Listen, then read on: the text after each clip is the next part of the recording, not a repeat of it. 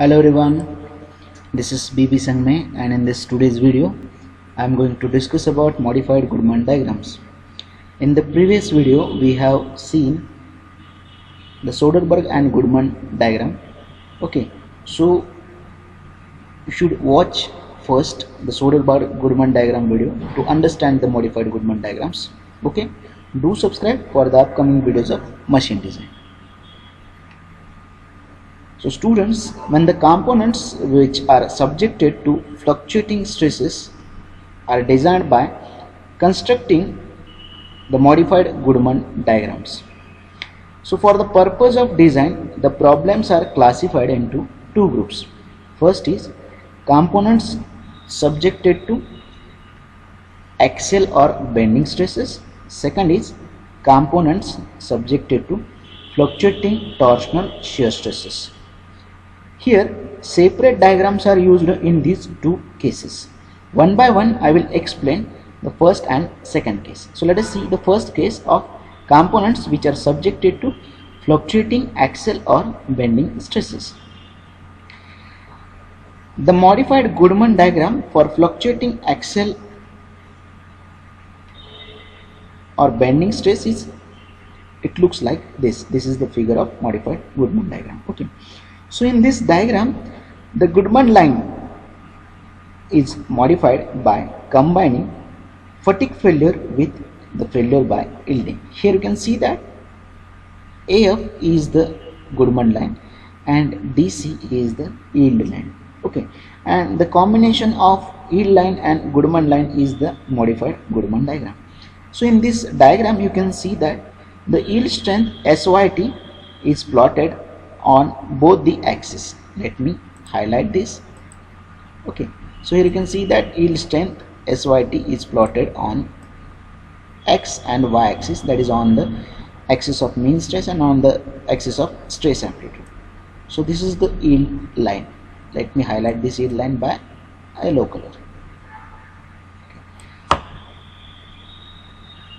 And here the line which is joining these 2 points, that is the point CD, which are representing the yield strength in tension, is called as the yield line. Okay, here the angle made by the yield line is 45 degree, obviously, because the SYT, both the value of SYT which is plotted on the x-axis and y-axis is same.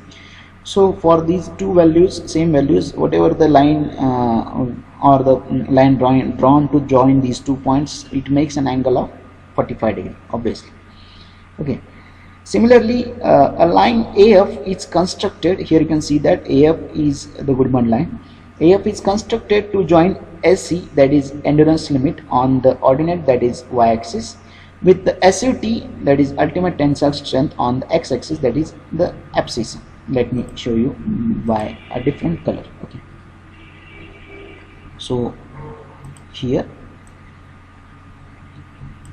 SE and SUT are the two values. SUT is the ultimate tensile strength, which is plotted on the x-axis, and SE is the endurance limit, which is plotted on the y-axis.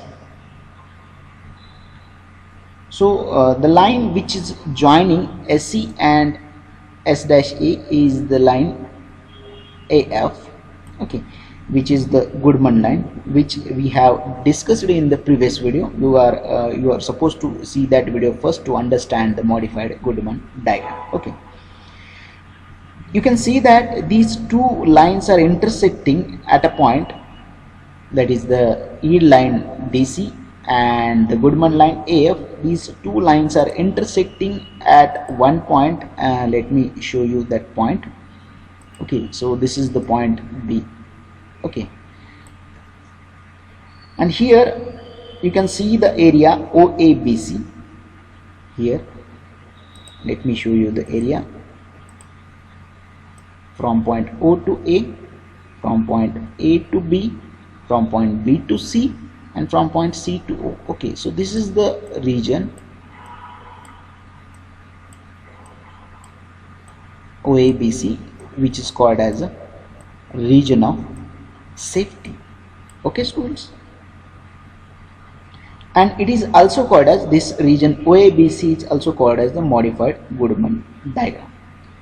So all the points which comes under this region of safety or which comes inside this area OABC, they should cause neither fatigue failure nor yield, okay, or nor yielding. The modified Goodman diagrams, it combines fatigue criteria as represented by Goodman line and yield criteria as represented by yield line. Here you can see that the line, blue line is the Goodman line, and line which is highlighted by the yellow color is yield line. Okay, so the modified Goodman diagram, it combines the fatigue criteria represented by the Goodman line, and it also combines the yield criteria which is represented by the yield line CD. Here you can see that I have taken the first part of Goodman line, that is AB, and second part of the yield line, that is BC, and the region OABC is actually called as a region of safety, or it is also called as a modified Goodman diagram. Okay, so Goodman line and yield line, Goodman line and yield criteria as are the basic considerations. So you should note that AB is the portion of Goodman line, BC is the portion of yield line. Already I have told you that we need to consider these two lines to construct the modified Goodman diagram.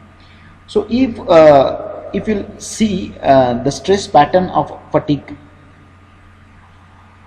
failure, or the component which is subjected to fatigue stress, here you can see that it is having some maximum stress, it is having some minimum stress, it is also having some mean stress. Okay, so sigma A is here the stress amplitude. So when the stress amplitude sigma A becomes very large, and simultaneously the alternating component of stress, that is sigma, if the mean component of stress sigma A is very large and the alternating component sigma A is very small. Let me tell you once again, if the mean component, this is the mean component, when it becomes very large, okay, and when the stress amplitude becomes small, very small, their combination of larger mean stress and smaller stress amplitude, it will define a point in the region BCF. Okay, when sigma A will be very small and sigma mean will be very large, a region, you can see that, let me show you the region.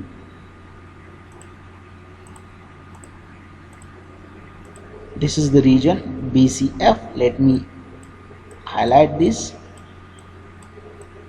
Let me show you by a hatched portion. So this is the region BCF. It is the combination of maximum mean stress and very small stress amplitude, that is sigma A. It would be it will be very vulnerable on this line, particularly BF. There will be a possibility of fatigue failure or failure of the component.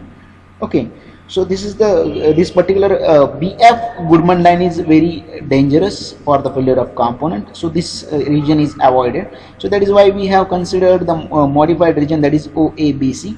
If you see the previous Goodman line, we have considered from A to F in the previous video.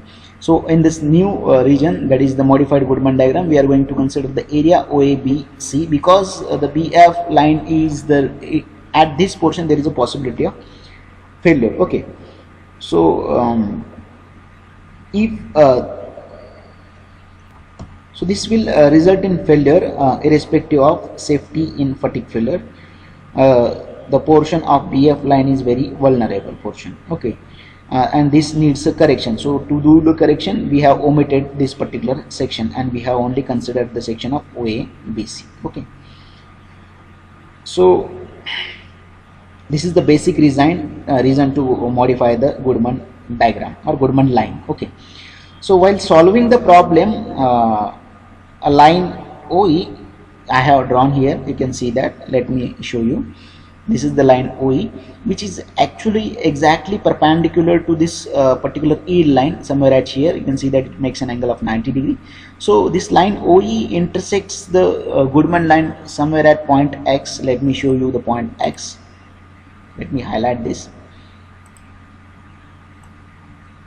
So this is the point X, and here you can see that the line OE makes an angle theta, okay, with the x-axis. So how this angle is calculated? We can calculate the angle by using the formula tan of theta is equals to sigma A divided by sigma n.